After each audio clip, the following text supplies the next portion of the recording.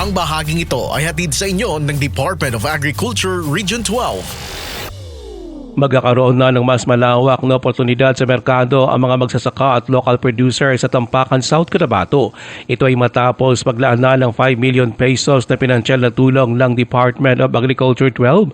Ang pondo ay gagamitin para sa Kadiwa program. Nanguna sa pag-turnover nito sa Tampakan LGU si DA12 Regional Executive Director Roberto Perales.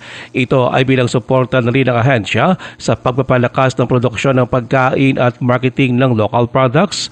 Ang naturang pondo ay magbibigay din ng mas maraming kabuhayan at magpapataas ng income ng mga magsasaka. Makatutulong din ito para magkaroon ng mas madaling access ang mga mamamayan sa mga dekalidad at abot kayang pagkain.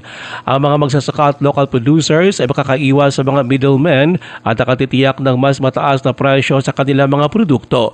Ito ay sa pamamagitan ng pagbebenta sa mga kadiwa. Suporta rin ito sa layunin ng national government na bumuo ng matatag na food system at iangat ang kabuhayan sa mga rural communities.